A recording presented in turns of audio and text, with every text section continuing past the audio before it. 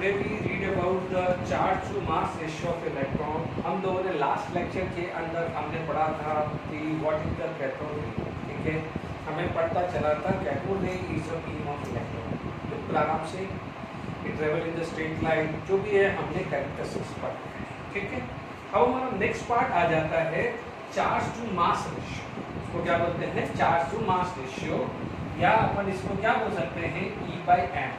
E by m ratio, जिसको कई बार हम स्पेसिफिक चार्ज क्या देते हैं?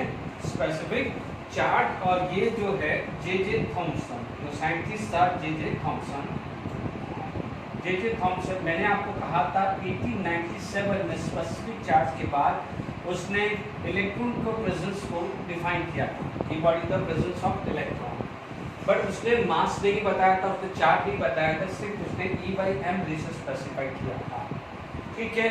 अब आप देखिए जे थॉमसन के अंक का ये एक एक्सपेरिमेंट है, कैथोड रे टाइप ही है, ठीक है। उसमें यहाँ पर कैथोड है, एनोड है, it is connected with the negative part होता है कैथोड होता है, पॉजिटिव पार्ट होता है तो एनोड। अब आप देखो यहाँ से स्ट्रिंग आएगी, बेम ऑफ इलेक्ट्रॉन होगा, एनोड क्या है? परफोरेटेड होगा, यानी छेद है यहाँ से। हमने क्या पढ़ा था कि cathode ray travel in a straight line in absence of electrical as well as magnetic field, ठीक है। फिर मैंने लास्ट क्लास में डिस्कस किया था कि इलेक्ट्रिकल फील्ड के अंदर यदि रखते हैं एक पैराबोलिक मूवमेंट देता है। कैसा देता है? पैराबोलिक मूवमेंट बताया था, पैराबोलिक मूवमेंट, और उसमें लिखा था y यानी deflection is inversely proportional to kinetic energy. मैंने क्या लिखवाया था वहां पर? इलेक्ट्रिकल फील्ड में बहुत इंपॉर्टेंट है कि इलेक्ट्रिकल फील्ड के अंदर डिफ्लेक्शन जो बताया था, यानी y यानी डिफ्लेक्शन, तो it is inversely proportional to kinetic energy, यानी जितनी काइनेटिक एनर्जी कम होगी डिफ्लेक्शन ज्यादा होगा। यानी ये ध्यान रखना, काइनेटिक एनर्जी लेस होगी तो डिफ्लेक्शन क्या होगा? मोर होगा। ये ध्यान रखना, जेडब्ल्यू मींस या need point of view important point है, क्लियर? तो ये चीज का ध्यान रखना in presence of electrical field.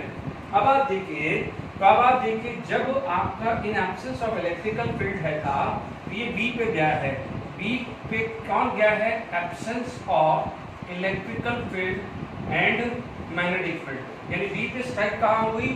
जब इलेक्ट्रिकल और मैग्नेटिक फील्ड, ये तो अपन ने कैथोड रे डिस्चार्जिंग मेथड में भी किया था, ठीक है। ए पैराबोलिक, जब इलेक्ट्रिकल फील्ड है, EF का मतलब इलेक्ट्रिकल फील्ड, और C यानी कर्वेचर टाइप, ठीक है। और हमने पढ़ा था कि 90 डिग्री में होगा तो सर्कुलर पाथ होता है, यानी सर्कुलर बोल दो या कर्वेचर बोल दो, ठीक है। तो वो कहाँ होगा? मैग्नेटिक फील्ड में। यानी जो थॉमसन ने उसी कैथोड रे जो एक्सपेरिमेंट है उसमें लार्ज करके रखा, यहाँ पर फॉस्फोरेट स्क्रीन रखी, इलेक्ट्रिकल फील्ड में ए पे जाके टच किया, मैग्नेटिक फील्ड में सी पे जाए, यानी ये एक तरह से मैग्नेट है। छोटा सा डायग्राम आप अच्छे से एनसीईआरटी टेक्स्ट बुक में से डायग्राम देख ड्रॉ कर लीजिएगा, तो मैंने वहां से ये डायग्राम बना के समझाने की कोशिश करी है। तो toward the magnetic field, toward the electrical field, ठीक है ना। जैसे ये है तो टुवर्ड द मैग्नेटिक फील्ड और इलेक्ट्रिकल फील्ड, यहाँ पर पॉजिटिव की तरफ गया है, इसलिए इसका चार्ज क्या होगा? Negative charge. ये उसने आप उसको डिफ्लेक्शन देता है, ठीक है। अब आप देखो यहाँ पर जो पॉइंट आएगा डिफ्लेक्शन के बारे में, ठीक है। तो ये E by m specific charge हो गया, जे थॉमसन में 1897 पे था, ये आप नोट कर लीजिएगा। अब आप देखिए डिफ्लेक्शन। बच्चों मैं आपको एक चीज क्लियर कर रहा हूँ कि फर्स्ट 2-3 लेक्चर, शुरू के 2-3-4 लेक्चर थ्योरेटिकली है, उसमें से रेयरली क्वेश्चन होगा, बट आप उसको NCERT text book line by line कर लोगे या मेरे नोट्स लाइन बाय लाइन करोगे, आराम से क्वेश्चन हो जाएंगे। ज्यादा इसमें मतलब पेन मत लेना। शुरू के 3-4 लेक्चर थ्योरेटिकल है, उसके बाद क्या है? वैरायटी ऑफ प्रॉब्लम्स बढ़ेगी, ध्यान रखिएगा, है ना। अब आप देखो यहाँ पर मैटर आ जाता है डिफ्लेक्शन, ठीक है। तो आप बोलोगे डिफ्लेक्शन, पहला हमने बोल दिया कि इलेक्ट्रिकल फील्ड होगा तो ये डिफ्लेक्शन हुआ, ये है। अब आप देखो यदि लाइटर मास होगा, मास लेस होगा, किसी भी पार्टिकल का मास ऑफ पार्टिकल यदि लेस होगा, यानी आप किसकी बात कर रहे हैं? डिफ्लेक्शन ऑफ पार्टिकल, किसकी बात कर रहे हैं? Deflection of particle. यदि मास लेस होगा तो अपन कहते हैं ना, मास लेस होगा तो डिफ्लेक्शन क्या होगा? ज्यादा होगा। हम डे टू डे लाइफ में ही जानते हैं, ठीक है। यदि हैवी होगा तो डिफ्लेक्शन मुश्किल हो जाएगा, मास लेस होगा तो डिफ्लेक्शन ज्यादा होगा। Is it clear? Mass less होगा तो डिफ्लेक्शन ज्यादा होगा। अब आप देखो चार्ज, बच्चों चार्ज ज्यादा हुआ, यदि इसका चार्ज ज्यादा होगा तो उसका अट्रैक्शन ज्यादा होगा, फटाफट से अट्रैक्ट करेगा कि नहीं करेगा। तो चार्ज ज्यादा होगा तो डिफ्लेक्शन क्या हो जाएगा, मोर आ जाएगा। ठीक है, ये बात थी पार्टिकल की। ठीक है, वापस से समझना। हालांकि देखो ये दोनों चीजें कोरिलेट कर रही है, ये दोनों चीज अभी मैंने कोरिलेट कर रही है, because kinetic energy is half mv square, kinetic energy is half mv square. ठीक है, तो y is inversely proportional to m ही हो रहा है, यानी m लेस होगा तो y क्या जाएगा, ज्यादा होगा। Is it clear? तो वही चीज होगी, दोनों मैंने अभी आपको पैराबोलिक बताया था। तो ये है, ज्यादा दिमाग मत लगाना, मैं आपको बार बार कह रहा हूँ। ठीक है, तो ये मास डिफ्लेक्शन चार्ज जिस बच्चों यहाँ पर है, यदि ये कांस्टेंट चार्ज है, ये फिक्स है, यदि आपके पास पार्टिकल का चार्ज ज्यादा होगा तो अट्रैक्शन ज्यादा होगा कि नहीं होगा, because this is positively charge, this is negative charge, more the negative charge more the attraction, तो ज्यादा फास्ट आएगा तो मोर डिफ्लेक्शन होगा। तो आई होप ये भी पॉइंट क्लियर हुआ। चौथा जो पॉइंट आता है, फोर्थ पॉइंट जो आता है, मैं ये ऊपर लिख रहा हूँ, आप नोट कर देना फोर्थ पॉइंट। ठीक है, अब मैं ये मैग्नेटिक फील्ड और इलेक्ट्रिकल फील्ड से रिलेटेड बात कर रहा हूँ।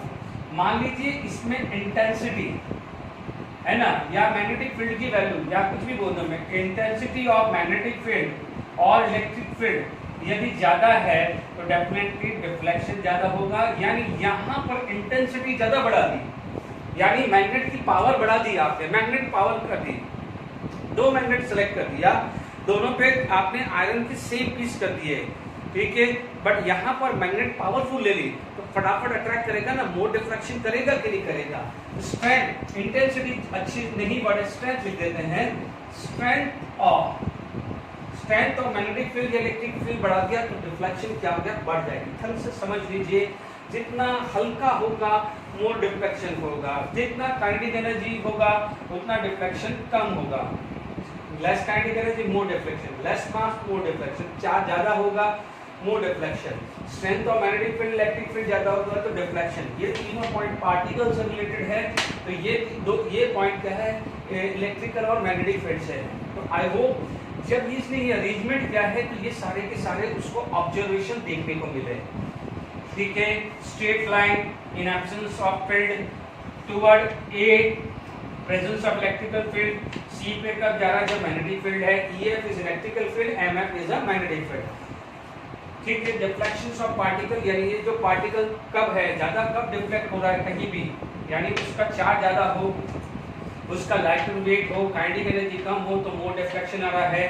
यदि मान लीजिए इस मैग्नेटिक या इलेक्ट्रिक फील्ड का स्ट्रेंथ ज्यादा हो, उसका फील्ड की वैल्यू ज्यादा है, इंटेंसिटी ज्यादा है तो डिफ्लेक्शन ज्यादा देखने को मिलेगा। क्लियर? अब आप देखिए, इसका मतलब यहाँ पर दो चीज पैरेलल चल रही है, यानी electrical field and magnetic field are perpendicular to each other. Electrical field and magnetic field are perpendicular to each other.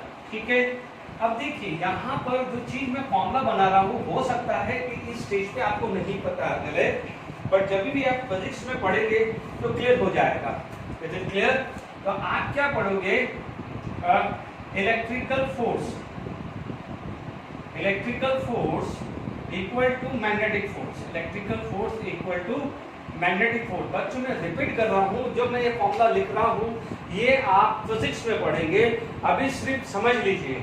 ठीक है, आप इसकी कैसे आया होगा, जब आप फिजिक्स में पढ़ोगे तो एक क्लियर हो जाएगा। अभी अपन ने इलेक्ट्रिकल में तो पढ़ा था E इंटू ई, यानी पोटेंशियल डिफरेंस।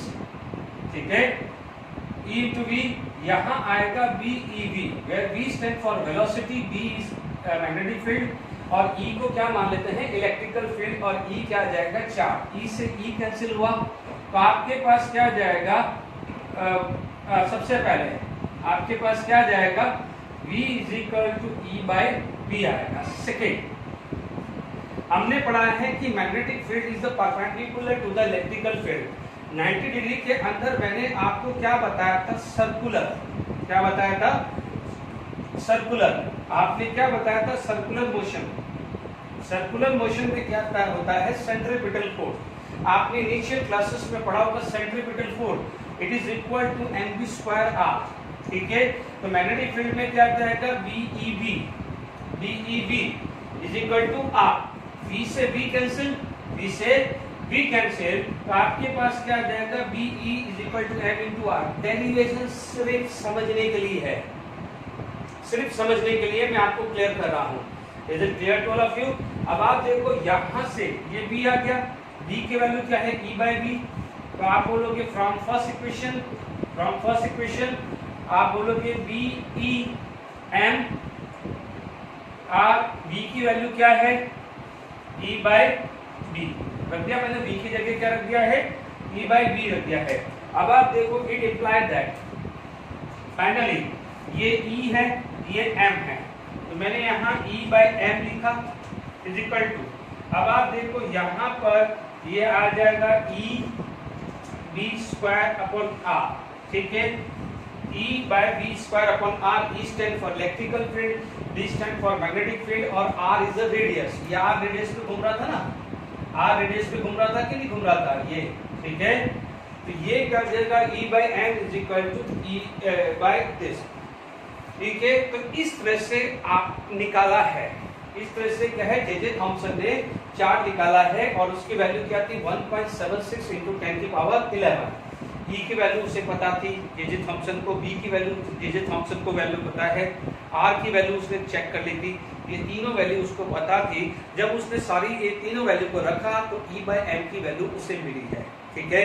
मैं आपको क्लियर कर दूं, आपको यदि ये डेरिवेशन नहीं भी पता चल रहा कोई दिक्कत नहीं, सिर्फ मैंने समझाया है कि उन्होंने क्या बेसिस लिया था, आपको ये कोई पूछने वाला भी नहीं है, बट आपको समझ में आना चाहिए। जब आप इलेक्ट्रिकल फील्ड मैग्नेटिक फील्ड आप कर लो, जब 12th एंड में जब फाइनल एग्जाम देने जा रहे हो, जब आप ये डेरिवेशन रिवाइज करो तो आप एकदम क्लिक हो जाना चाहिए। अभी इस स्टेज पे शायद आपको नहीं समझ में आएगा बिकॉज आपने इसके बारे में कोई इंफॉर्मेशन अभी तक ली नहीं है। Is it clear? तो आपको E बाई M की वैल्यू क्या मिली है 1.76 इंटू 10 की पावर आपके पास 11 आया है। तो आपके पास आया है ये वैल्यू E बाई M, है ना, लगभग कितना गया है E बाई M की वैल्यू, E बाई M की वैल्यू 1.76 अप्रॉक्सीमेट 10 की पावर 11 कूलम पर केजी, ठीक है। कूलम इज द चार्ज की यूनिट और केजी किसकी है, मास की यूनिट है। आपको ये वैल्यू याद रखनी है। Is it clear to all of you? तो in this manner E by M यानी E बाई M को आप क्या बोलते हैं, स्पेसिफिक चार्ज। स्पेसिफिक चार्ज की वैल्यू जे थॉमसन से निकाली थी। आपको डिफ्लेक्शन की जो है वो ट्रेंड आपको एमसीक्यू में सब थ्योरेटिकल क्वेश्चन बना सकता है कि the mass of a particle is more, तो what about the deflection, deflection remain same, increases decreases और नन ऑफ दिस। तो ये जो डिफ्लेक्शन है उसमें बना सकता है। तो I hope E by M आ गया है। अब हम क्या करते हैं, E बाई M निकाल दिया है, अब हम निकालते हैं कि चार्ज ऑफ इलेक्ट्रॉन कैसे निकला था, यानी मिलिकन ऑयल ड्रॉप एक्सपेरिमेंट करते हैं, ठीक है। तो वो कैसे निकला था, मैं उसका डायग्राम बना लेता हूं, फिर मैं आपको एक्सप्लेन कर लेता हूं। Is it clear? देखिए नेक्स्ट हमारे पास आ जाएगा मिलिकन ऑयल ड्रॉप का डायग्राम हमने बना दिया है, ठीक। अभी हम इससे पहले जो हम लोगों ने पढ़ा था, जे थॉमसन ने E by M ratio find out किया था। अब इस एक्सपेरिमेंट के इस ड्रॉपलेट को समझिए कि एक कंटेनर है, इसमें एक एटमाइजर है और इस एटमाइजर के अंदर जो है ये पोर्शन जो है, दिस इज ये पोर्शन जो हम बोल सकते हैं कि दिस इज ऑयल, ठीक है। ये ऑयल है, ये एटमाइजर है, ठीक है, ये पूरा का पूरा स्प्रे है, एटमाइजर है, ठीक है। अब आप देखिए एटमाइजर में है, जैसे आप देखेंगे कि इवन कई बार इवन हमारे जो ग्लास है, ग्लास पे जब कुछ क्लीन करते हैं तो एक स्प्रे डालते हैं, वाटर का स्प्रे डालते हैं, या मान लीजिए बार्बर शॉप में जाते हैं या सैलून में जाते हैं तो क्या होता है, एक स्प्रेयर होता है। स्प्रे क्या होता है, अंदर वाटर ज़्यादा होती है, बट जो स्प्रे फॉर्म में आता है तो वो हमें छोटे छोटे वाटर ड्रॉपलेट के अंदर आती है। आप खुद फील करते हैं फेस पे जब वो डालता है स्प्रे तो एक हल्के हल्के वाटर ड्रॉपलेट में जाता है। तो इसी तरह का वो एटमाइजर है, इसके अंदर ऑयल है। उसका टारगेट क्या होता है कि यहाँ पर यदि यहाँ पर आप देखेंगे तो ये जो है ऑयल ड्रॉपलेट है, यहाँ पर ये भी सारी क्या है, ऑयल ड्रॉपलेट्स है, यानी जो है ऑयल ड्रॉपलेट है, छोटी छोटी ऑयल ड्रॉप है, वो ये आ गई है। ठीक है। अब आप देखो यहाँ पर यदि हम बात करें तो यहाँ पर एक दो डिस्क लिया हुआ है इलेक्ट्रिकल फील्ड, यहाँ पर ये charge metal plate positively charge है और charge metal plate negatively charge है। एक चीज का ध्यान रखना, ये मैंने बहुत बड़ा होल बना रखा है बट बहुत छोटा होल होता है, ठीक है, और उतना ही होल होता है जिसमें एक ऑयल जा पाए, एक ऑयल ड्रॉपलेट क्या है नीचे जा पाए, उतना ही यहाँ पर होल क्रिएट होता है, मेक श्योर, ठीक है, ठीक है। वो उसने अपना सेटअप बनाया हुआ था, ठीक है। अब आप देखिए धीरे धीरे क्या है, यहाँ पर ये ऑयल यहाँ पर आएगा, हमने यहाँ पर एक एक्सरे लिया हुआ है, यानी यहाँ से एक एक्सरे जाती है और यहाँ पर चारों तरफ क्या है, एयर है। अब आप देखो होता क्या है, this X ray strike on air, तो वो क्या करेगा, एयर को आयनाइज करेगा। जब एयर को आयनाइज करेगा तो उसमें से क्या बाहर निकलेगा, इलेक्ट्रॉन। क्या निकलेगा, इलेक्ट्रॉन, यानी चारों तरफ इलेक्ट्रॉन है, यानी एयर है, अंदर क्या है, एयर, उसमें एक्सरे पास करी, एयर पाएगा, it is going to be ionized air और उसके अंदर से क्या बाहर निकलेगा, electron. Because oil is electrically neutral, oil तो ड्रॉपलेट है, इलेक्ट्रिकली न्यूट्रल। तो अब आप देखिए this oil drop will accept the electron, तो वो क्या हो जाएगा, आयनाइज हो जाएगा, यानी चार्ज ऑयल ड्रॉप हो जाएगा, चार्ज ऑयल हो जाएगा। यानी मान लीजिए यहाँ पर वो न्यूट्रल था, उसके अंदर इलेक्ट्रॉन लग गया, तो this is going to be a negatively charge oil droplet. क्या बोलेंगे, ये ऑयल ड्रॉपलेट है, ये ऑयल ड्रॉप है, ठीक है, ये क्या बोलेंगे, negatively charge oil, negatively charge oil convert हो जाएगा। समझ लीजिए क्या हुआ है, यहाँ से ऑयल ड्रॉपलेट गिरा है, इतना ही गैप होना चाहिए जिसमें एक ऑयल ड्रॉप अलाउ होगी। यहाँ पर एक्सरे है, X ray is highly ionized radiation, radiation हम आगे पढ़ेंगे, ठीक है, फिर भी हम डे टू डे लाइफ में एक्सरे जानते हैं। जब ये चीज जाएगी, ठीक है, तो व्हाट हैपन, यहाँ पर जो अंदर एयर है उसमें एक्सरे जाएगी और उस एयर को क्या करेगा, आयनाइज करेगा, आयनाइज करेगा, तो उसमें से क्या आएगा, इलेक्ट्रॉन बाहर आएगा। याद करिए अभी हमने कैथोड रे में पढ़ा था, नाइट्रोजन का आयनाइज हुआ था तो इलेक्ट्रॉन और N2+ बना था, वैसे ही समझ लीजिए this electron come in contact with the oil, तो it is going to be convert into the charge oil drop. यानी ऐसा समझ लीजिए ये ऑयल ड्रॉप है, उसके ऊपर इलेक्ट्रॉन चिपक जाता है, तो it is going to be this chip. अब समझिएगा यानी क्या हुआ, इसको हम क्या बोलेंगे, चार्ज ऑयल ड्रॉपलेट। यहाँ एक्सरे आई है, अब देखो ऑयल ड्रॉपलेट है, स्प्रे की तरह यहाँ ऑयल किया है, छोटे छोटे ऑयल पार्टिकल्स है, this is negatively charge, this is positively charge. Negatively charge है क्योंकि ये नेगेटिवली चार्ज हो चुका है, अभी नेगेटिवली चार्ज होगा तो वो कहाँ जाएगा, नीचे की तरफ जाएगा। क्यों, क्योंकि नीचे जा रहा है ना, नेगेटिवली चार्ज है तो नीचे की तरफ जा रहा है। अब समझना जो मैं बताने जा रहा हूँ, ध्यान से सुनना, ये सब नोट कर लिया है, अब समझिए। अब आप देखिए यहाँ पर ऑयल है, जो भी ऑयल ड्रॉप है, ठीक है, उस पे इलेक्ट्रॉन कितने लगे हैं, वी डोंट नो। आप बोलोगे यहाँ पर जो चार्ज है, आप बोलोगे कि कितना चार्ज है ऑयल ड्रॉपलेट पे, आपसे बोला जाए चार्ज ऑन ऑयल ड्रॉप, तो आप बोलोगे हमें क्या पता, वी डोंट नो। तो आप बोलोगे एन, मान लीजिए E is the charge of electron, E is the charge of electron, E एक सिंबॉलिक रिप्रेजेंटेशन है चार्ज ऑफ इलेक्ट्रॉन के लिए, E सिंबल है, तो आप बोलोगे 1 होगा, तो आप बोलोगे 1E, 2 होगा तो 2E, 3 होगा तो 3E और 4 होगा तो क्या है, 4 टाइम्स ऑफ E आएगा। इसीलिए इस एक्सपेरिमेंट को हम क्या बोलते हैं, quantization of charge, quantize of charge भी बोलते हैं। क्योंकि हमें क्या पता है, एयर है, एयर में इलेक्ट्रॉन इसमें बहुत सारे हैं, वो एक ऑयल पे 1 इलेक्ट्रॉन आ जाए, 2 इलेक्ट्रॉन आ जाए, 3 इलेक्ट्रॉन आ जाए, 4 इलेक्ट्रॉन आ जाए, 1 होगा तो 1E टोटल चार्ज होगा, इस पे 2 होगा तो 2E, 3 होगा तो 3E, 4 होगा तो 4E, 5 होगा।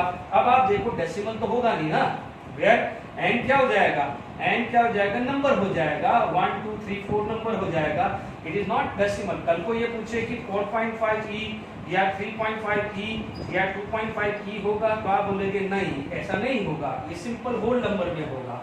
Is it clear? इसलिए इसको क्या बोलते हैं, क्वांटाइजेशन। क्वांटाइजेशन का मतलब एक इंटीग्रल मल्टीपल कांस्टेंट वैल्यू, यानी ये वैल्यू फिक्स है, तो 1 times of E, 2 times of E, 3 times of E, यानी एक छोटा चार्ज बार बार रिपीट हो रहा है।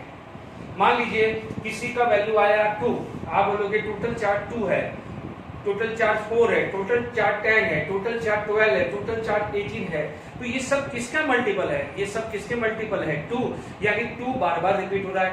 2 into 1, 2 into 2, 2 into 3, 2 into 4, तो आप बोलोगे चार्ज ऑफ 1 इलेक्ट्रॉन कितना हो जाएगा? 2। इस तरह से दिमाग में चीजें लगाई गई थी। Is it clear? अब आप देखिए, अब हमारे को पता कैसे चलेगा? अब ढंग से समझो, ये चीजें मैंने समझाई।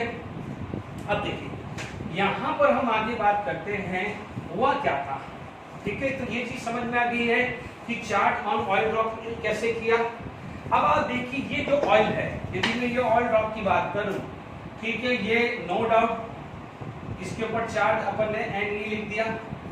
अब आप देखो इसके अंदर मास है, आप मास है तो नीचे जाएगा, आप बोलोगे यहाँ पर Mg लगेगा। अब Mg लगेगा तो धीरे धीरे नीचे जाएगा, but what is charge? Negative. ये खुद भी क्या है? नेगेटिव। तो आप क्या करोगे? Because of this like charge repulsion, negative charge, like charge का क्या होगा? रिपल्शन होगा। तो ये क्या है? ऊपर जाने लगेगा।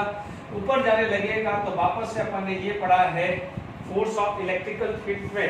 इससे पहले फोर्स क्या पढ़ा था? Q into E पढ़ा था, Q into P और E पढ़ा था। तो एक ऐसी स्टेज आएगी कि जहां पर ये दोनों बैलेंस हो जाएंगे, यानी this would be balanced by this. तो उस स्टेज के ऊपर ये बैलेंस करने के बाद, यानी Mg नीचे जा रहा है और इलेक्ट्रिकल फील्ड उसको रिपेल कर रहा है, तो एक ऐसी स्टेज आ जाएगी जहां पर उसका मूवमेंट, क्योंकि बच्चों ध्यान दो, Mg डोमिनेटेड होगा तो नीचे जाएगा, इलेक्ट्रिकल फील्ड डोमिनेट करेगा तो ऊपर जाएगा, नीचे जाएगा तो भी ढंग से नहीं मेजर हो पा रहा। आप सोच लीजिए कि कोई चीज आपके सामने गिर रही है तो आप उसको ढंग से देख पाओगे? नहीं। या कोई चीज ऊपर जा रही है तो क्या ढंग से देख पाओगे? नहीं। बट कोई चीज आपके सामने है, हवा में है और स्टेशनरी है, तो आप प्रॉपर्ली मेजर कर पाओगे कि उसके फीचर्स के बारे में, उसके कैरेक्टरिस्टिक्स के बारे में मेजर कर पाओगे। बात समझ में आई कि नहीं आई है? Is it clear to all of you? एक लॉजिक क्लियर है कि सपोज आपके सामने कोई कार लेफ्ट साइड जा रही है, कोई साइड राइट साइड जा रही है, और आपसे पूछा जाए कि calculate the number of passenger, या उसमें क्या ड्रेस बनी है, कौन से कलर की है, या और कोई इंफॉर्मेशन चाहिए, तो आप बोलोगे मुश्किल है। बट दोनों केस में यदि वो सामने स्टेशनरी हो जाए, कार आपके सामने खड़े हो जाए, तो आप बोलोगे यस खड़ी हो जाती है, आप ढंग से देख पाते हो, तो जो कैलकुलेशन करनी है, जो एनालिसिस करना है, वो प्रॉपर्ली देख पाते हैं। मान लीजिए यहाँ पर माइक्रोस्कोप के पीछे कौन बैठा है? मिलिकन बैठा हुआ है। वो क्या कर रहा है? इस ऑयल ड्रॉप को देख रहा है, और वहां पर यदि ऑयल ड्रॉप एक स्टेशनरी, जैसे मान लो ये स्टेशनरी स्टेज पे आ गई, तो ये प्रॉपर्ली इसको एनालिसिस कर पाएगा और प्रॉपर्ली वो चार्ज कैलकुलेट कर पाएगा। जब ये चीज उसने चार्ज कैलकुलेट किया तो ये वैल्यू मिली -1.6 × 10⁻⁻19 कूलम। यानी इस तरह से मिलिकन ने ये चार्ज मेजर किया था। ठीक है, ये तो सिर्फ मैंने ये समझाया कि ये बैलेंस कैसे हुआ है, किस स्टेज पे वो चार्ज बैलेंस कर पाया है, या चार्ज मेजर कर पाया, क्योंकि जब तक ये स्टेशनरी नहीं होगा वो इजीली कैलकुलेट नहीं कर पाता है। तो वो क्या है, क्योंकि ये इसके हाथ में था, ये इसके हाथ में था, इलेक्ट्रिकल फील्ड इसके हाथ में था, तो इलेक्ट्रिकल फील्ड को रेगुलेट करके वो एक ऐसी स्टेज लाएगा जहां पर Mg is balanced by electrical field. तो जब ये दोनों बैलेंस हो जाएगा तो ऑयल ड्रॉप क्या हो जाएगा? स्टेशनरी हो जाएगा। जैसे वो स्टेशनरी हुआ आराम से दिख जाएगा माइक्रोस्कोप से, और चार्ज भी इजीली कैलकुलेट कर पाएगा। तो इस तरह से मिलिकन ने इलेक्ट्रॉन का चार्ज मेजर किया है। अब आप देख लीजिए यहाँ पर आपको ये चीज क्लियर हो गई है? ठीक है, तो हमारे पास यदि हम बात करें तो मिलिकन ऑयल ड्रॉप क्लियर हो गया है। ठीक है, थोड़ा सा थ्योरेटिकल है, बट क्या करें, समझाना पड़ता है, क्योंकि आपको ये पता, क्योंकि इस पे क्वेश्चंस बनते हैं, इसलिए आप ध्यान से सुनिए। देखिए मेरे पास जो आया है E/m रेशियो, वो वैल्यू आ गई 1, यानी अब मुझे निकालना है मास ऑफ इलेक्ट्रॉन।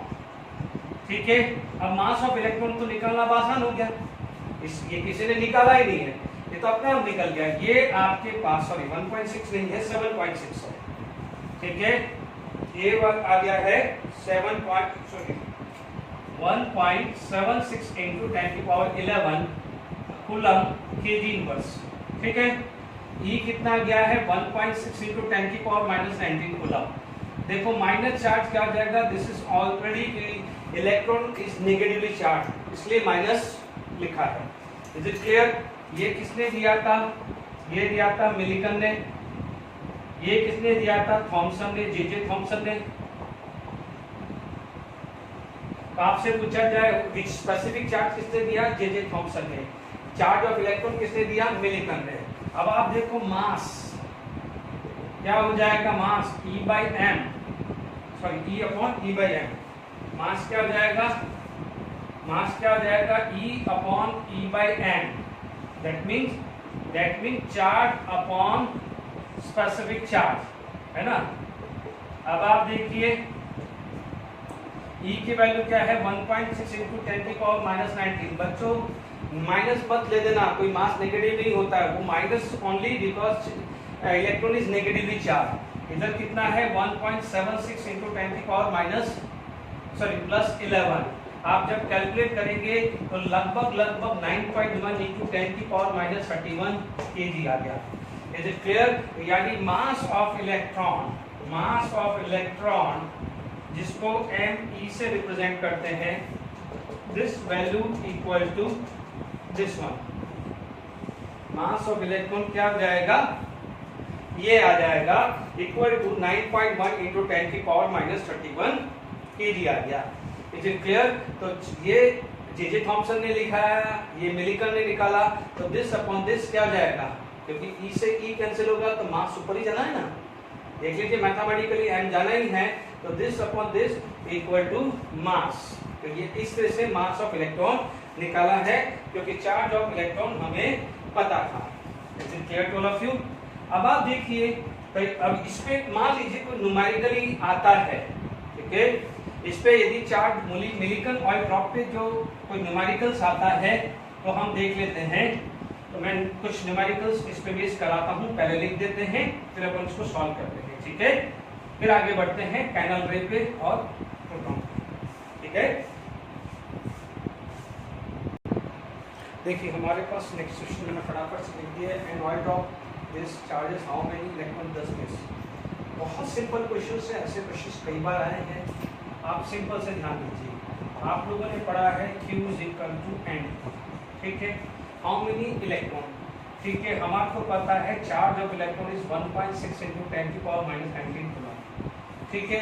आप क्या बोलोगे? एंड 1.6 इंटू 10 की पावर -19, यह आ जाएगा 8 इंटू 10 की पावर -19, ये कैंसिल हो गया। 10 की वैल्यू कितनी आ जाएगा? 8/1.6 आ गया। क्लियर? आप ये देख लेंगे, दिस इज 80/16, है ना। आप देख लीजिए 10/2 और ये आ जाएगा 5, यानी n की वैल्यू क्या आ जाएगी? 5। यानी आप देख लीजिए टोटल चार्ज Q दिया हुआ है और चार्ज ऑफ 1 इलेक्ट्रॉन हमें पता है, अभी मेजर किया है, हमें n निकालना था। तो आप देखिए मिलिकन ऑयल ड्रॉप एक्सपेरिमेंट पे यदि क्वेश्चंस बनते हैं तो पहला प्रोफाइल मैंने ये डिस्कस किया। दूसरा प्रोफाइल आपको ये दिया हुआ है, an oil drop experiment the charges on oil drop is this, यानी आपको Q1 की वैल्यू 1.5 इंटू 10 की पावर -15, Q2 की वैल्यू 3 इंटू 10 की पावर -15, है ना, और Q3 की वैल्यू आपके पास 4.5 इंटू 10 की पावर -15, और Q4 की वैल्यू आपको दिया हुआ है 6 इंटू 10 की पावर -15।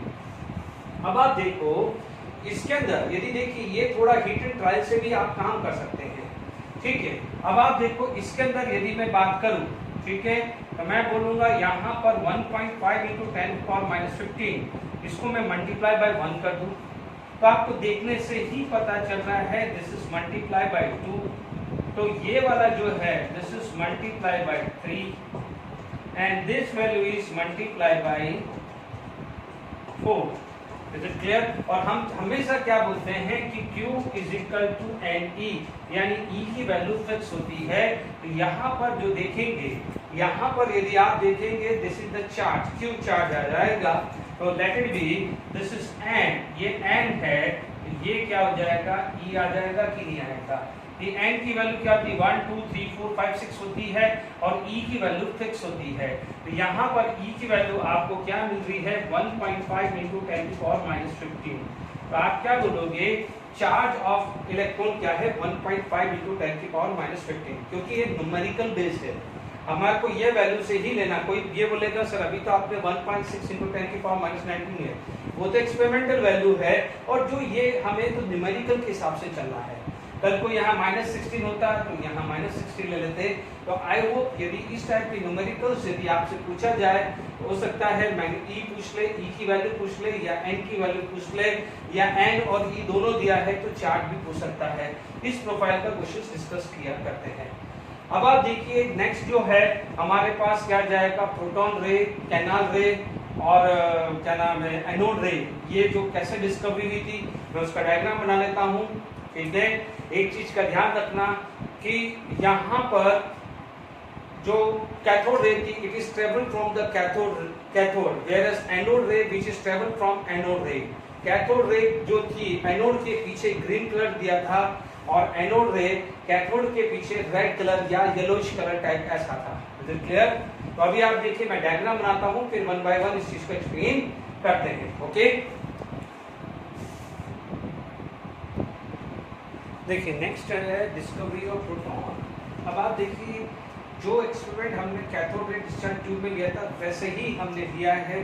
यहाँ पर वो लिया है प्रेशर, जो लिया है वेरी लो प्रेशर लिया है, वोल्टेज जो है वो वोल्टेज जो है हाई लिया है। बिल्कुल सेम एक्सपेरिमेंट है बट काफी टाइम बाद लिया था। यहाँ पर हाई वोल्टेज है ना, जैसे प्रेशर लो लिया था हाई वोल्टेज लिया था, वही कैसे सेम एप्रेटस किया है।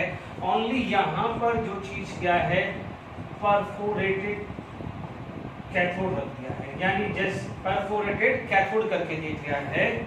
ठीक है, अब जब यहाँ पर आप देखेंगे तो जो गोल्डस्टीन को जो ऑब्जर्वेशन मिला है कि देखिए ये जो रेड वाले हैं that mean this is the cathode ray. जो हमने कैथोड रे एक्सपेरिमेंट में पढ़ा था कि वो मूविंग टुवर्ड द एनोड, और यहाँ पर वो क्या कर रहा था ग्रीन कलर जैसा दे रहा था। यहाँ पर वो क्या दे रहा था ग्रीन ग्लो दे रहा था। क्या दे रहा था वो ग्रीन ग्लो दे रहा था। तो वो वैसे ग्रीन ग्लो भी दे रहा है बट उसको दिख रहा है कि यहाँ पर रेड ग्लो भी मिल रहा है। इसका मतलब ग्रीन ग्लो से ये ऑब्जर्वेशन था there is some ray coming from this side and because it is coming from the cathode and that's why it is known as cathode ray. अब आप देखो इसी तरह से क्या हो जाएगा, वो जो पॉजिटिव रे है वो भी क्या है इधर जा रही होगी, तभी वो स्ट्राइक हो रहा होगा क्योंकि ये यहाँ से पास हुई है, वो यहाँ पर स्ट्राइक हुआ है। क्योंकि पहले जब कैथोड रे ट्यूब था तब यहाँ पर ये पूरा का पूरा ओपेक था, कोई होल नहीं था, परफोरेटेड नहीं था, इसलिए वहां पर उसको ऑब्जर्वेशन नहीं दिया। But after some year, so many year, Goldstein ने ये ऑब्जर्वेशन देखा, यहाँ पर परफोरेटेड कर दिया तो ये ग्लो यहाँ पर आया। तो जो कंक्लूजन यहाँ निकला था वैसा का वैसे यहाँ भी कंक्लूजन निकला कि भाई जो रेड ग्लो आया है तो कोई जो लाइट होगी, कोई रे होगी, वो स्ट्रेट लाइन ट्रेवल करके यहाँ स्ट्राइक कर रही होगी, तभी वो रेड ग्लो दे रहा होगा। अब आप देखो बिकॉज ये कैथोड है यानी ये नेगेटिवली चार्ज है, तो इसको क्या अज्यूम किया गया है दिस इज पॉजिटिवली चार्ज। इसको क्या माना गया है पॉजिटिवली चार्ज माना गया है। Clear to all of you? तो आप देखेंगे यानी इस एक्सपेरिमेंट में दोनों रे दिख रही थी, कैथोड रे भी दिख रही थी और एनोड रे भी दिख रही थी। अब आप ध्यान से सुनना इसका। अब आप देखिए ऐसा क्यों हुआ है, पहले ये समझ लें कि ऐसा क्यों हुआ है। वापस से मैं फ्लैशबैक करता हूँ कैथोड रे में। कैथोड रे में क्या था, मान लीजिए हमने क्या पढ़ा था, नाइट्रोजन आयनाइज हुआ था, गेट कन्वर्ट इनटू Na+, या मान लीजिए हीलियम का इलेक्ट्रॉन था तो He+ बना था, हाइड्रोजन था it will lose electron, it is going to be H2+, मान लीजिए ऑक्सीजन था it is going to be convert into E- and O2+ की बात आई। अब आप देखेंगे इन सब केस के अंदर देखेंगे दिस इज सेम, ये तो सब में सेम है, ये तो क्या है सब में सेम था, यानी कैथोड रे जो थी वो तो सेम थी, इसीलिए इलेक्ट्रॉन का E/m रेशियो कांस्टेंट था, यानी E/m रेशियो फॉर कैथोड रे कांस्टेंट था, यानी इलेक्ट्रॉन के लिए, क्योंकि cathode ray is a beam of electron, cathode ray is a beam of electron, उसके लिए E/m की वैल्यू कांस्टेंट थी।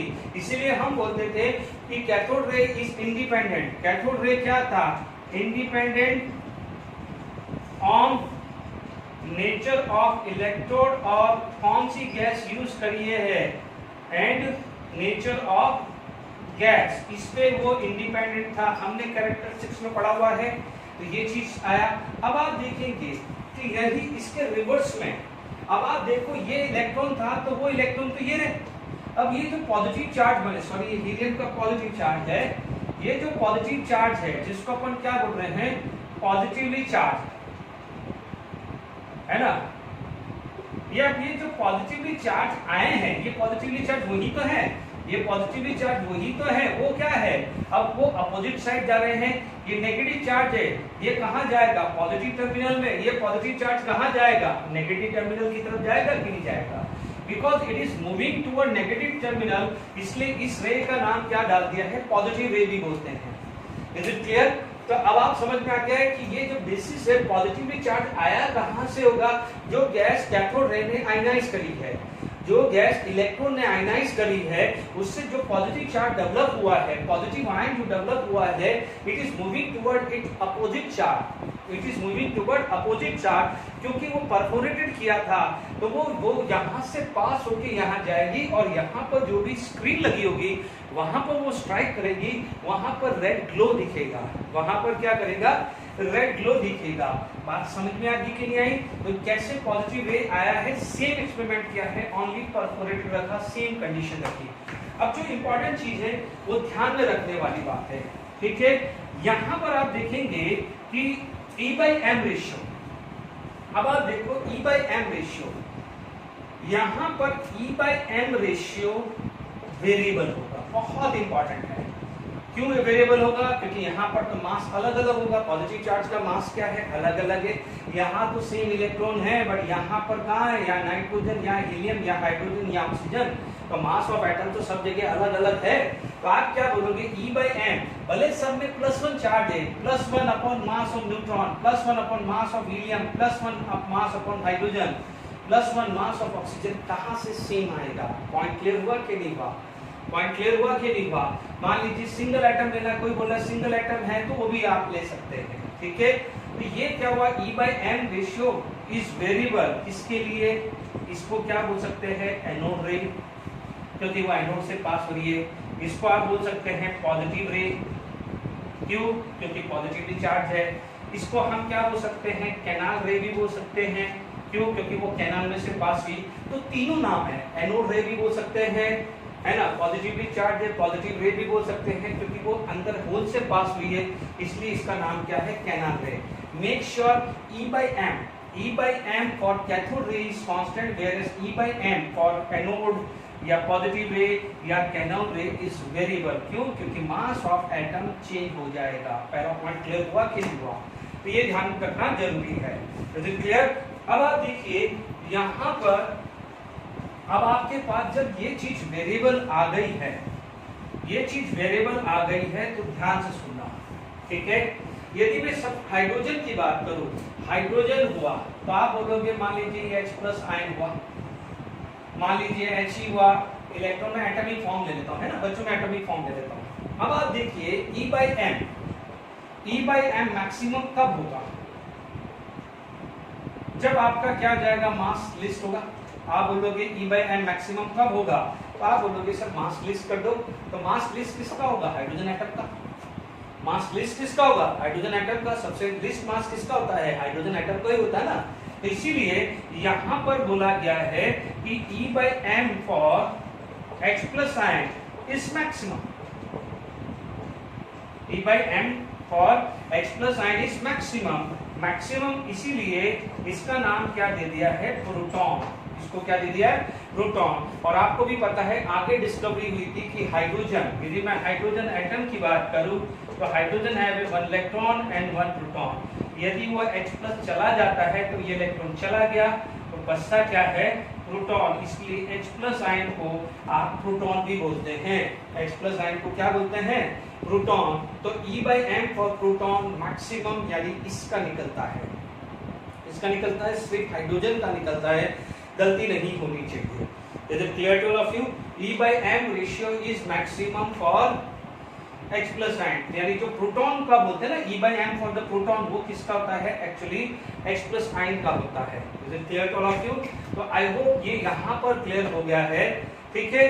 तो हमारे पास यहाँ पर बात करें तो कैथोड रे का जो डिपेंडेंसी है वो नेचर ऑफ गैस पे डिपेंड करता है, sorry cathode ray nature of gas पे डिपेंड नहीं करता है, but positive ray nature of gas पे डिपेंड करता है। Is it clear to all of you? तो अब आप देखिए यहाँ पर यदि हम ये डायग्राम क्लियर हो गया होगा आई होप, ठीक है। यदि हम अब इसकी कैरेक्टरिस्टिक्स की बात करें,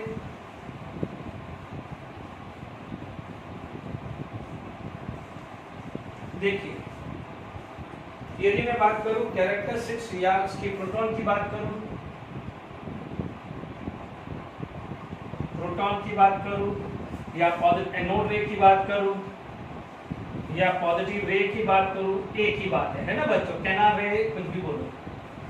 अब आप देखो यहां पर क्या हो जाएगा, E/m इज वेरिएबल है ना for proton at plus sign it is maximum. ये क्लियर हो गया?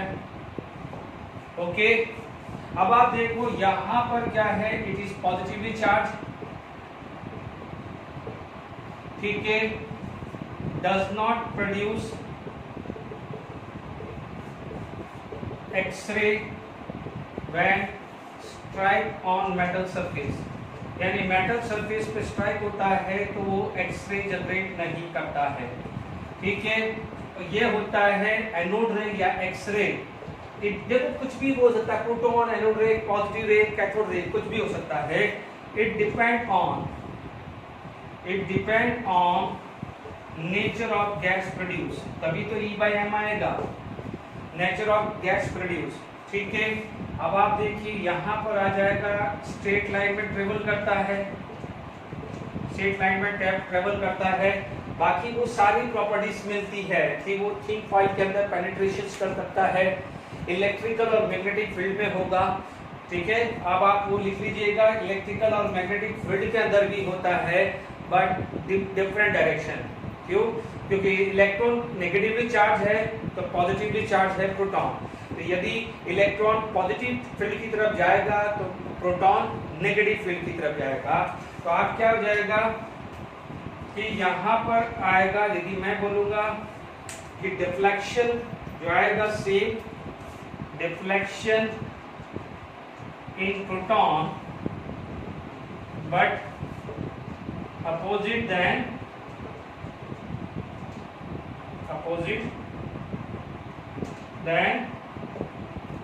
Cathode ray in electric field and magnetic field. Is it clear? तो ये कुछ कैरेक्टरिस्टिक्स हमने बात करी है, मेन है कि डिपेंड ऑन द नेचर, ये आता है it does not produce X ray. बाकी तो आप बोल सकते हो it can give mechanical effect, it can give heating effect, क्योंकि मैकेनिकल इफेक्ट, हीटिंग इफेक्ट, क्योंकि मास है, जहां मास है तो मैकेनिकल और इलेक्ट्रिक हीटिंग इफेक्ट तो आएगा ही आएगा।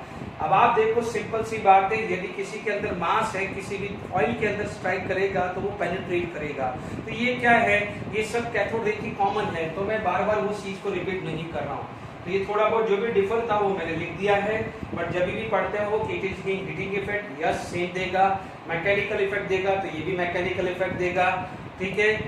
ये it can penetrate on the thin foil of any metal, yes, क्योंकि जहां भी मास है वो सारा का सारा देगा। तो वो सब सिमिलर प्रॉपर्टी थी, थोड़ी डिफर प्रॉपर्टी थी जो मैंने यहाँ पर लिख दी है। क्लियर? तो आप जरा ये चीज ध्यान रखिएगा, ठीक है। अब हम आगे और पढ़ते हैं। चलिए नेक्स्ट जो आ जाती है डिस्कवरी ऑफ न्यूट्रॉन आ जाता है, इट इज बाय चैडविक। आप देख लीजिए 1897 में हुआ था मास ऑफ इलेक्ट्रॉन, यानी sorry E/m ratio of electron, फिर मिलिकन ने लिया था, फिर गोल्डस्टीन ने प्रोटॉन का मास, देन चैडविक ने आया, ठीक है। सिंपल सा लॉजिक है। अब आप देखिए यहाँ पर आपके पास अल्फा पार्टिकल्स है, alpha particle it is nothing है, it is the helium nuclei, Rutherford model में और पढ़ेंगे, ठीक है। Alpha particle it is the helium nuclei, this is one of the IIT advance question, helium nuclei. और helium nuclei क्यों बोलते हैं, हीलियम एटम क्यों नहीं बोलते हैं, मैं रदरफोर्ड मॉडल, क्योंकि इसके बाद थॉमसन मॉडल आएगा, थॉमसन मॉडल के बाद रदरफोर्ड मॉडल आएगा, मैं वहां पर आपको प्रूव करूंगा। But for a moment helium nuclei, helium nuclei का मतलब एक चार्ज इक्वल टू, देखो हीलियम का क्या होता है, हीलियम का एटॉमिक नंबर होता है 2 और मास नंबर होता है 4, because its charge equal to 2 times the charge of proton and mass equal to 4 times the mass of proton, इसीलिए अल्फा पार्टिकल को हीलियम न्यूक्लियाई बोलते हैं। बेरिलियम की बात करें तो ठीक है, बेरिलियम में आप बात करें जैसे बेरिलियम है, हीलियम न्यूक्लियाई है, ठीक है, यहाँ पर ये 4, यहाँ पर 9, ठीक है। देखो दिस इज नॉन एज, यहाँ पर ये बेरिलियम है, बेरिलियम को ये ले लिया, उसके अंदर क्या हुआ, अल्फा पार्टिकल स्ट्राइक हुआ। अब अल्फा पार्टिकल स्ट्राइक हुआ है तो this is going to be convert into carbon, this is going to be convert into carbon and this is the, ठीक है ना। आप चेक कर दीजिए, 4 + 2 6, बचा कितना 0, 9 + 4 13 12 और ये बचा 1। इसका मतलब जब यहाँ से अल्फा पार्टिकल सोर्सेज से बेरिलियम शीट के ऊपर जब अल्फा पार्टिकल स्ट्राइक कराया तो वहां पर निकले क्या है, न्यूट्रॉन निकले हैं, या न्यूट्रॉन अभी नहीं बोले तो वहां पर कुछ पार्टिकल निकले हैं। क्योंकि बच्चों ये ध्यान रखिए, चैडविक ने, पहले अपन इसको सोचे कि इसमें एक्सपेरिमेंट की जरूरत क्यों पड़ी है, क्योंकि इसके दिमाग में एक चीज आ गई है कि इलेक्ट्रॉन का नेगेटिव चार्ज था, प्रोटॉन का पॉजिटिवली चार्ज था, ठीक है। उसके दिमाग में आ गया कि mass of proton is very very high as compare to the mass of electron, वो भी अभी हम E/m रेशियो से अपन चेक कर चुके हैं, ठीक है। अब आप देखिए, है ना, फिर हमारे को ये चीज पता चल गया कि उसमें ये अज्यूम क्या है कि एटम इज इलेक्ट्रिकल न्यूट्रल होता है, तो इसका मतलब कोई ऐसा पार्टिकल स्टिल एटम के अंदर है जिसका चार्ज 0 है, यानी न्यूट्रल है। तो वो प्रेडिक्ट करने के लिए ये एक्सपेरिमेंट किया है। इसने बेरिलियम पे उसको रिजल्ट मिला है। कोई बच्चा सोचेगा कि सिर्फ बेरिलियम ही क्यों लिया, उसने नंबर ऑफ एलिमेंट्स लिए होंगे, नंबर ऑफ पार्टिकल्स लिए होंगे, तब जाके इसको ये रिजल्ट मिला होगा। तो ये मत समझना कि बेरिलियम ही क्यों लिया है, बात फिर बेरिलियम पे उसको फाइनल रिजल्ट मिला है। बात समझ में आई। अब आप देखो बेरिलियम है, यहाँ से न्यूट्रॉन है, अब न्यूट्रॉन एक पैराफिन वैक्स के ऊपर स्ट्राइक कराया है और यहाँ पर उसको क्या है, प्रोटॉन निकले हैं और डिटेक्टर से हमने इसका चार्ज एनालिसिस किया है, तो ये जो चार्ज एनालिसिस हुआ है पॉजिटिव चार्ज। अब आप एक चीज समझ लीजिए कि मान लीजिए आप यहाँ खड़े हैं, अपोजिट साइड में कोई पर्सन खड़ा है, आप एक दूसरे को पुश कर रहे हैं, मान लीजिए आप किसी को धक्का देते हैं, सेकंड पर्सन चला जाता है, उस साइड मूव हो जाता है, यानी आप थोड़े बहुत पावरफुल होंगे, आप उससे पावरफुल होंगे तभी वो पर्सन धक्का दे पाया। यदि आप यू चले जाते हैं तो वो पर्सन का ज्यादा मास होगा, तभी वो डिफ्लेक्शन ज्यादा मिलेगा। इसका मतलब न्यूट्रॉन ने प्रोटॉन को निकाला। आप समझिए कि न्यूट्रॉन टकराया, प्रोटॉन निकले, इसका मतलब इस एक्सपेरिमेंट से ये प्रेडिक्ट हो गया कि इसमें ये प्रेडिक्ट हो गया कि जो मास ऑफ न्यूट्रॉन है वो मास ऑफ प्रोटॉन से ज्यादा हुआ। मास of neutron is greater than mass of proton. ये क्लियर हुआ। तो इस तरह से यहाँ पर एनालिसिस हुआ। इस तरह से क्या है, चैडविक ने आइडेंटिफाई करा है neutron which is neutral in nature but mass of neutron is greater than mass of proton. तो this is the experiment by which Chadwick come to know about the neutral particle name is neutron. Neutron mass is slightly more than the mass of proton. Is it clear to all of you? यानी यहाँ पर हम बात करें तो हमारे पास क्या क्या चीज आ चुकी है, तो आपने देख लीजिए है हीलियम के ऊपर बम्बार्डमेंट हुआ अल्फा पार्टिकल का, there is a emission of neutron which is strike on the paraffin waxes पे स्ट्राइक हुआ है तो प्रोटॉन निकला है, प्रोटॉन डिटेक्टर से हमें देखा गया है। Is it clear? यदि हम यहाँ पर बात करें तो मान लीजिए हमारे पास यहाँ पर इलेक्ट्रॉन, प्रोटॉन और न्यूट्रॉन की बात आए, ठीक है। यदि मान लीजिए यहाँ पर एक टेबल बना दें तो मान लीजिए चार्ज की बात करूँ, यहाँ पर चार्ज आ गया -1.6 - 19, यहाँ आ जाएगा +1.6 × 10⁻⁻19 कूलम और न्यूट्रॉन क्या आता है 0, ठीक है। यदि मैं बात करूँ मास की बात करूँ तो इसका मास आता है 9.1 × 10⁻31 kg, इसका 1.65 × देख लीजिएगा ये वैल्यू, थोड़ा बहुत मार्जिनल फर्क होगा, आप एनसीईआरटी टेक्स्ट बुक से वैल्यू ले लेना, ये 1.67 × 10⁻27 kg आ जाता है। Is it clear to all of you? तो ये आपके पास ये वैल्यू आ गई है, ठीक है।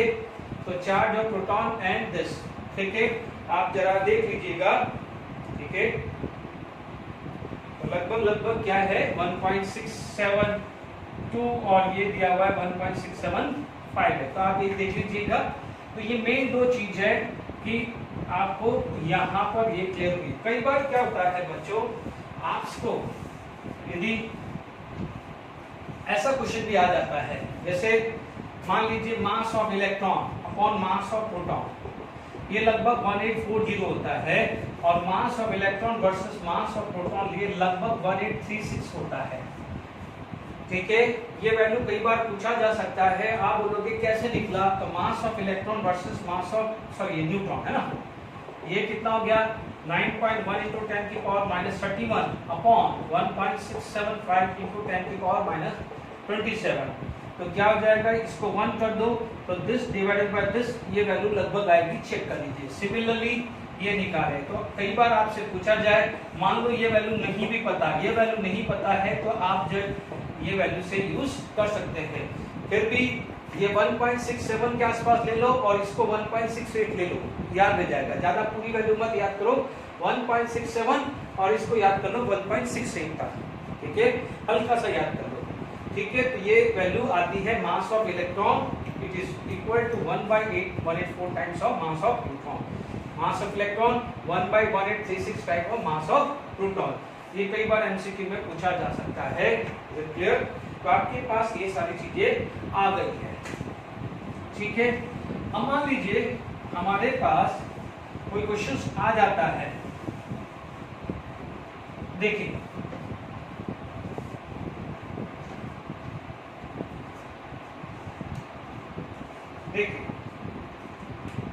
मान लीजिए क्वेश्चन आ गया, find out E/m ratio for following. ठीक है, या कंपेयर कर दिया, E/m रेशियो नहीं हुआ तो कंपेयर कर दिया। मान लीजिए फाइंड आउट नहीं किया तो आपको पूछ दिया कंपेयर, यहां मान लीजिए कंपेयर आ गया। ठीक है, मान लीजिए मैंने He+ पूछ लिया, He2+ पूछ लिया, H ले लिया, H+ ले लिया।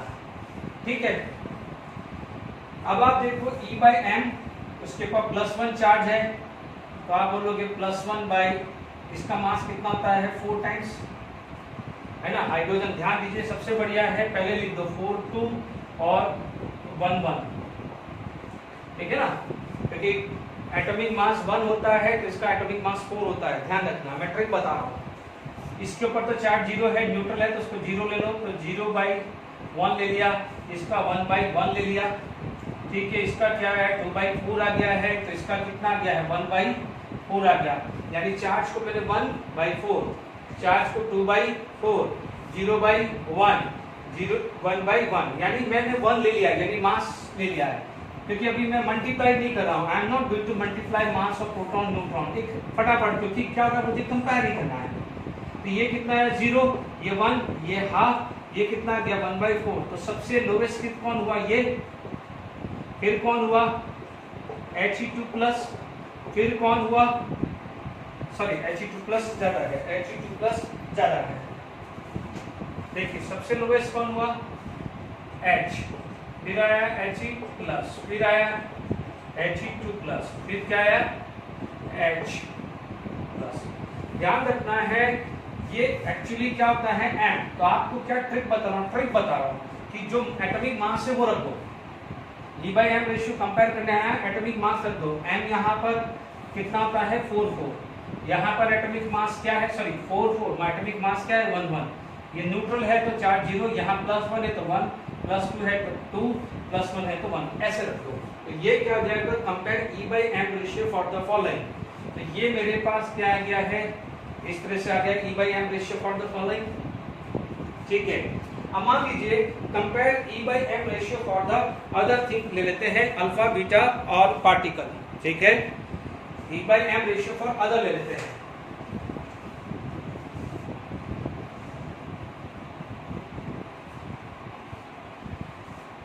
देखिए E/m रेशियो फॉर, मान लीजिए आपके पास आ गया अल्फा बीटा प्रोटॉन और न्यूट्रॉन, या अब बीटा नहीं लिया तो आप उसकी जगह इलेक्ट्रॉन भी ले सकते हैं, बीटा नहीं लिया तो आप इलेक्ट्रॉन ले लीजिए। ठीक है, तरीका है इलेक्ट्रॉन जो है proton and neutron, very very important, पहली बात तो ध्यान देना, वेरी वेरी इंपॉर्टेंट। अब आप देखो इलेक्ट्रॉन, यदि मैं E की बात करूं और N की बात करूं, इसका इलेक्ट्रॉन जो है, इसका चार्ज मैंने -1 मान लिया, +1, मैं अभी 1.6 × 10⁻⁻19 नहीं ले रहा हूं, क्योंकि अपन को कंपेयर करना है, हमें एब्सोल्यूट वैल्यू नहीं निकालना है, ध्यान रखना। इसका चार्ज कितना है 0, इसका चार्ज क्या होता है 4/2, यानी इसके अंदर प्रोटॉन कितने होते हैं 2, इसके अंदर प्रोटॉन कितने होते हैं 2, तो यहाँ पर आप लिख दो +2, क्लियर। इसमें प्रोटॉन का मास को मैं 1 ले लूं, प्रोटॉन को मास को 1 ले लूं, तो ये क्या हो जाएगा लेस, क्योंकि मास of A proton, mass of A electron is less than mass of proton, ये भी बताया था ना, मास of electron is 1/1836 mass of proton, ठीक है, तो आप लेस ले लो। Is it clear? इसका मास कितना हुआ 4 लिया है, ध्यान दीजिए, इसको आप एटॉमिक मास ले लेना, ठीक है, यहां पर एटॉमिक मास ले लेना, क्योंकि आप ध्यान दीजिए व्हाट इज एटॉमिक या व्हाट इज मास नंबर, यदि भूल जाए तो ध्यान दीजिए व्हाट इज मास नंबर, आप बोलोगे number of proton plus number of neutron, ठीक है। हीलियम में न्यूट्रॉन कितने हैं 2, प्रोटॉन कितने हैं 2। अभी अपन ने पढ़ा है कि mass of proton is approximate equal to mass of neutron, पढ़ा है, तो मैं यहाँ पर क्या लिख सकता हूँ 4 टाइम मास ऑफ प्रोटॉन लिख सकता हूँ, अप्रोक्सीमेट लिख सकता हूँ ना, क्योंकि 2 time mass of proton plus 2 time mass of neutron and mass of proton and mass of neutron approximate equal था ना 1.672 और 1.675, लगभग बराबर ही हुआ ना, तो मैं इसको क्या बोल सकता हूँ 4 टाइम मास ऑफ प्रोटॉन। यदि मास ऑफ प्रोटॉन को मैं 1 लेता हूँ तो यहाँ पर मास ऑफ प्रोटॉन में को क्या लेना पड़ेगा 4 लेना पड़ेगा, और मास ऑफ न्यूट्रॉन को भी मैं 1 ही ले लेता हूँ, क्योंकि मास of proton and mass of neutron approximate same है। तरीका समझ लो, क्योंकि मुझे कंपेयर करना है। बच्चे लोग बोलेंगे कि सर यहाँ 1.6 × 10⁻⁻19 क्यों नहीं लिखा, यहाँ पर 1.67 × 10⁻⁻27 क्यों नहीं लिखा। बच्चों की आपको एग्जैक्ट वैल्यू निकालनी नहीं, आपको लेस या मोर निकालना है, वो सारी वैल्यू रखने जाएगा तो टाइम ही खत्म हो जाएगा। तो आप सुन लीजिए, alpha particle is helium nuclei, यहाँ पर एटॉमिक नंबर यानी नंबर ऑफ प्रोटॉन, यहाँ 2 प्रोटॉन है तो इसका charge 2 time charge of proton होगा, चार्ज ऑफ प्रोटॉन को +1 लिया था, चार्ज ऑफ इलेक्ट्रॉन क्या हुआ -1, ठीक है। इलेक्ट्रॉन का मास बहुत लेस होता है प्रोटॉन का, प्रोटॉन को मास को 1 ले लिया तो न्यूट्रॉन भी अप्रोक्सीमेट 1 हुआ। यदि मैं मास ऑफ अल्फा पार्टिकल लूं तो mass number is number of neutron plus number of proton, यानी उसका एटॉमिक मास क्या हुआ 2 time mass of proton plus 2 time mass of neutron होगा, यानी 4 टाइम मास ऑफ प्रोटॉन हो गया है। Is it clear all of you? I hope समझ में आ गया होगा, ठीक है। अब आप देखो समझ लीजिएगा, कभी भी E/m रेशियो, ध्यान रखना E/m रेशियो पे कभी भी साइन नहीं चाहिए, सिर्फ मैग्नीट्यूड चाहिए होता है। अब देखिए, अब आप देखो मैंने साइन की बात मना कर दिया है। न्यूट्रॉन का E/m, आपको E/m चाहिए दिस बाय दिस 2/4 -1 दिस, ये अब माइनस भूल जाओ, माइनस प्लस भूल जाओ, क्योंकि E/m रेशियो चाहिए। ये कितना हो गया 0/0, यानी सबसे लेस किसका हो गया है न्यूट्रॉन का, क्योंकि 0/1 0। अब आप देखो यहाँ पर मेक श्योर साइन नहीं चाहिए, यहाँ पर सब आप देखिए ये 1/1, तो मैं बोलूंगा E/m फॉर प्रोटॉन, मान लीजिए 1/1 है तो E/m फॉर अल्फा कितना आ जाएगा 2/4, इसका मतलब हाफ हुआ। E/m, यदि E/m प्रोटॉन 1/1 लो तो E/m फॉर अल्फा 2/4 यानी 1/2 हुआ। Is it clear? यानी E/m for proton is more than E/m for alpha, क्योंकि ये 1 है, ये क्या है 0.5। अब इन दोनों में डिसाइड करना है। अब आप देखो, आपको पता है E/m फॉर इलेक्ट्रॉन और E/m फॉर प्रोटॉन, दोनों का चार्ज सेम है, माइनस प्लस नहीं लेना, मैं बार बार रिपीट कर रहा हूं, दोनों का चार्ज 1 है, यानी ये 1 है, तो ठीक है। Mass of electron is very very less as compare to mass of proton, अभी पढ़ा, इसका मतलब मास ऑफ इलेक्ट्रॉन लेस है। जब ये लेस है तो ये वैल्यू क्या हो जाएगी, ज्यादा होगी कि नहीं होगी, ये वैल्यू ज्यादा होगी। देख लीजिए तो पहले मैंने इसका 1 by mass of proton, 1 by mass of electron, mass of electron is very very less, तो 1 बाई लेस इज मोर हो जाएगा कि नहीं होगा, तो 1 बाई लेस इज मोर, यानी सबसे पहले इलेक्ट्रॉन, प्रोटॉन, देन अल्फा, क्योंकि प्रोटॉन और अल्फा तो भी कंपेयर किया ना, 1/1 फॉर प्रोटॉन, तो 2/4 फॉर अल्फा। खासकर ध्यान रखना मैंने अल्फा क्यों लिया, बिकॉज ये तो आपको पता चल ही गया है, खास alpha, alpha is helium nuclei, उसका charge of alpha, charge of alpha 2 time charge of proton, ये लिख लेना, mass of alpha, mass of alpha 4 time mass of proton, ये ध्यान रखना। तो आपको कभी दिया, ये क्या है, नंबर ऑफ प्रोटॉन, कितने नंबर ऑफ प्रोटॉन है, 2, यहाँ प्रोटॉन 1, तो इसका चार्ज क्या हो जाएगा, 2 टाइम चार्ज ऑफ प्रोटॉन, खत्म। यहाँ पर क्या होता है, मास नंबर, मास नंबर क्या होता है, neutron plus proton, mass number क्या होता है, न्यूट्रॉन प्लस प्रोटॉन, यानी उसका मास क्या होगा, 2 time mass of proton plus 2 time mass of neutron.